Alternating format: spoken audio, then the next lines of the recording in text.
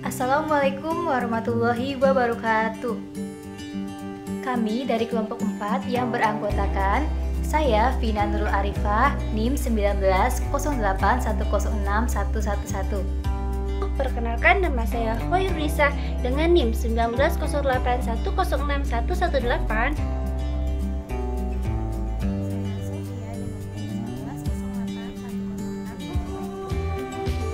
Perkenalkan, nama saya Ade Muhammad Farhanuddin, NIM 1908106172 dari kelas Biologi E semester 3, jurusan Tadris Biologi IAIN Syekh Nurjati Cirebon. Akan membuat simulasi pembelajaran terkait sistem ekskresi pada manusia untuk tingkatan SMA ataupun MA sederajat.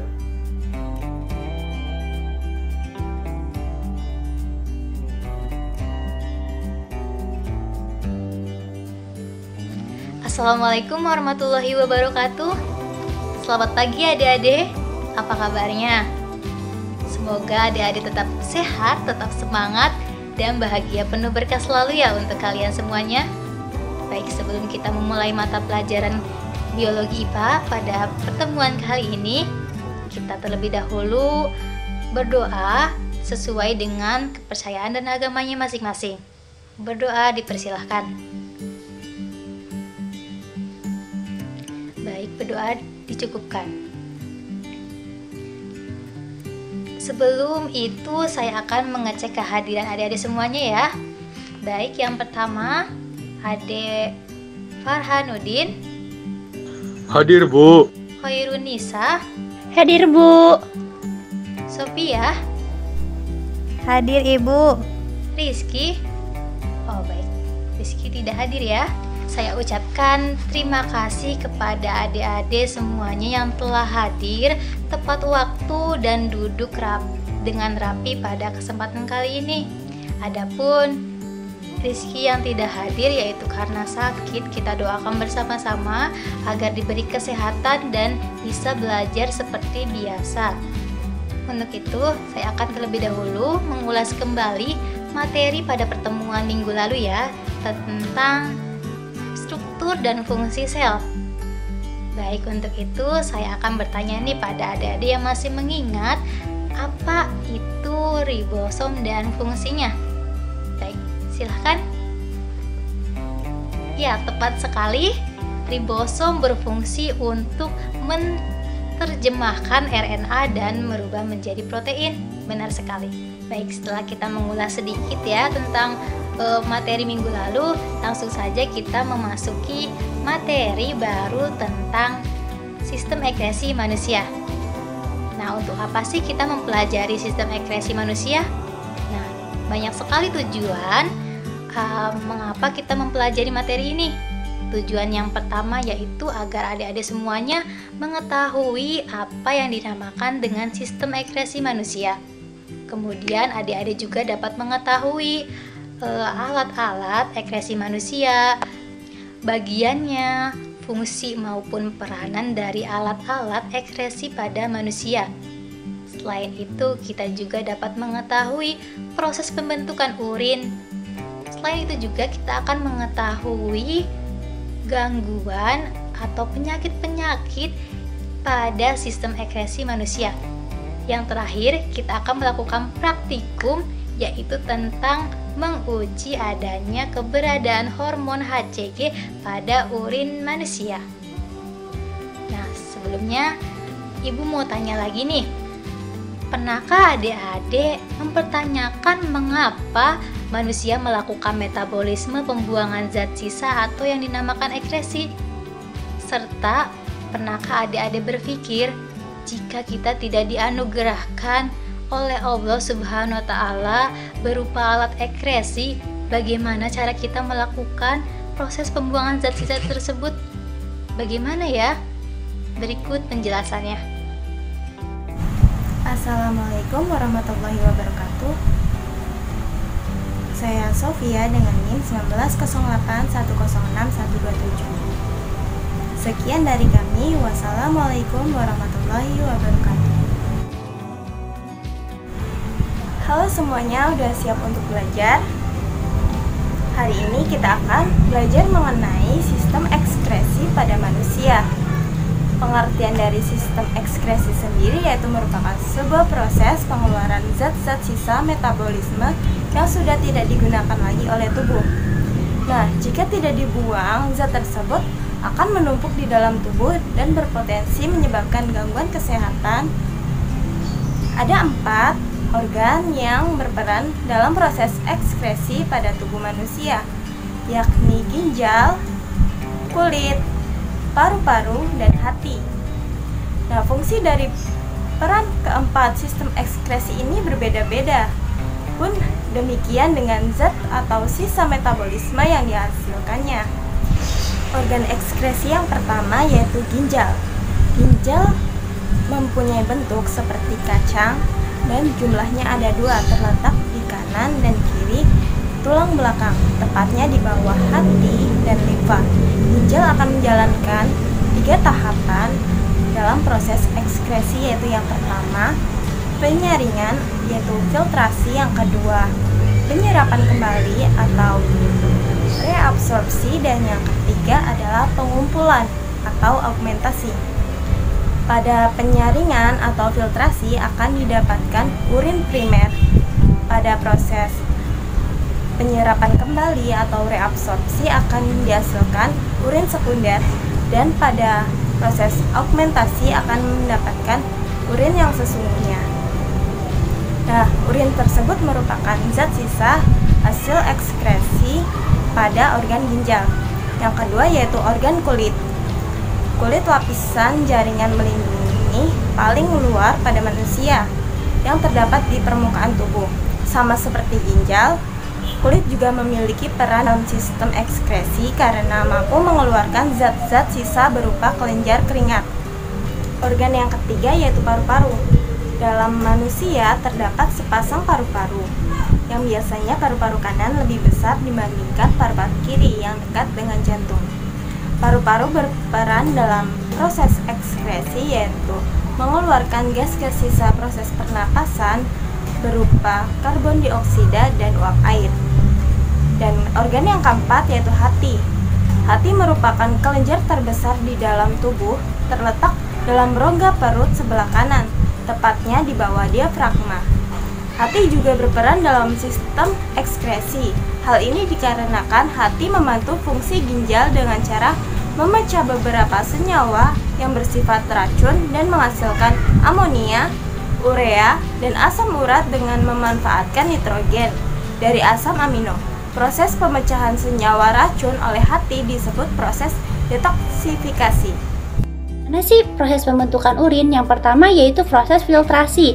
Proses filtrasinya adalah ketika darah masuk ke glomerulus, tekanan darah menjadi tinggi sehingga mendorong air dan komponen-komponen yang tidak dapat larut melewati pori-pori endotelium kapiler, glomerulus, kemudian menuju membran dasar dan melewati lempeng filtrasi, lalu masuk ke dalam ruang kapsul Bowman. Yang kedua yaitu reabsorpsi atau penyerapan kembali. Tahapan terjadinya reabsorpsi adalah urin primer masuk dari glomerulus ke tubulus constrictus proximal. Urin primer ini bersifat hipotonis dibanding dengan plasma darah. Kemudian terjadi reabsorpsi air dan ion Ct secara pasif. Bersamaan dengan itu, filtrat menuju lengkung Henle. Filtrat ini telah berkurang volumenya dan bersifat isotonis dibandingkan cairan pada jaringan sekitar tubulus constrictus proximal. Pada lengkung Henle terjadi sekitar sekresi aktif ion Ct ke jaringan di sekitarnya. Reabsorpsi dilanjutkan di tubulus constrictus distal. Pada tubulus ini terjadi reabsorpsi ion Na+ dan air di bawah kontrol ADH atau hormon antidiuretik. Di samping reabsorpsi tubulus ini juga terjadi sekresi H+ dan NH4+, urea, kreatinin, dan obat-obat yang ada pada urin. Dan yang ketiga yaitu augmentasi. Urin sekunder dari tubulus contractus distal akan turun menuju tubulus pengumpul. Pada tubulus pengumpul ini masih terjadi penyerapan ion Na plus Cl-nin dan urea sehingga terbentuklah urin sesungguhnya. Dari tubulus pengumpul, urin dibawa ke pelvis realis. Dari pelvis realis mengalir melalui ureter menuju vesika urinaria atau kantung kemih yang merupakan tempat menyimpan sementara urin. Yaitu kelainan dan penyakit pada sistem ekskresi manusia. Yang pertama yaitu penyakit pada ginjal, diabetes mellitus contohnya. Nah, kencing manis ini ditandai oleh adanya kandungan gula yang tinggi dalam darah dan zat-zat keton serta asam akibat kekurangan hormon insulin. Terus diabetes insipidus, terus gagal ginjal, terus albuminuria dan hematuria. Terus yang selanjutnya yaitu ada lagi penyakit pada hati yang seperti hepatitis dan sirosis. Hepatitis itu penyakit yang disebabkan oleh virus yang menyerang dan menyebabkan peradangan serta masuk ke sel-sel hati. Dan sirosis itu penyakit hati kronis dan menyebabkan guratan pada hati sehingga hati menjadi tidak berfungsi. Terus selanjutnya yaitu penyakit pada paru-paru, penyakit pada kulit. Nah, untuk penyakit pada kulit ini yaitu contohnya seperti kanker kulit, yaitu penyakit yang disebabkan oleh sinar ultraviolet. Jerawat, yaitu gangguan umum yang bersifat kronis pada kelenjar minyak. Yang terakhir yaitu eksim, yaitu penyakit kulit yang disebabkan kulit menjadi kering, kemerah-merahan, dan bersisik. Baik, kita lanjutkan pembelajaran hari ini mengenai sistem ekskresi pada manusia. Kegiatan selanjutnya kita akan melaksanakan praktikum atau eksperimen sederhana. Judul praktikumnya yaitu identifikasi hormon HCG pada urin.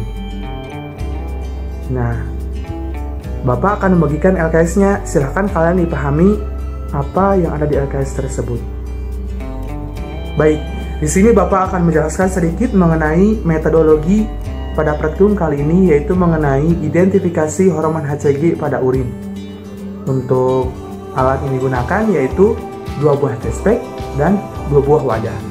Sedangkan bahan yang kita gunakan yang pertama yaitu sampel urin wanita hamil, yang kedua sampel urin wanita tidak hamil. Adapun prosedur kerjanya, silakan adik-adik bisa dilihat pada LKS bahwa yang pertama itu disiapkan alat dan bahan yang akan digunakan dalam menentukan hormon HCG dalam urin. Yang kedua, dituangkan masing-masing sampel urin pada wadah. Dan yang ketiga, dicelupkan test pack pada masing-masing sampel. Yang keempat, ditunggu sampai 1-5 menit hingga hasilnya terlihat. Yang kelima, diamati hasilnya dan ditulis dalam tabel hasil pengamatan. Baik, silakan kalian semua siapkan alat dan bahan yang akan digunakan dalam praktikum identifikasi hormon HCG. Untuk alat dan bahan sudah Bapak siapkan di meja praktikum di depan.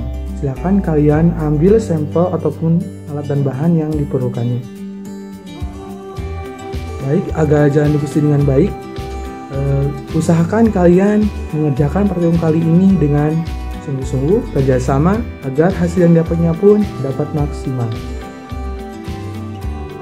Adapun jika ada yang ingin ditanyakan, silahkan ditanyakan.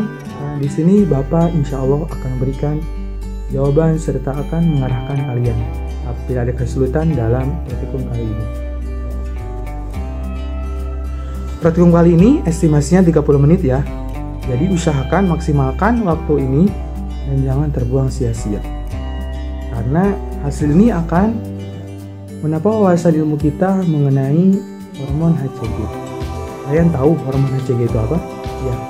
Hormon HCG itu adalah hormon yang diproduksi pada awal masa kehamilan. Udah ya, segitu aja ya. Nah, silahkan kalian praktikum. Baik.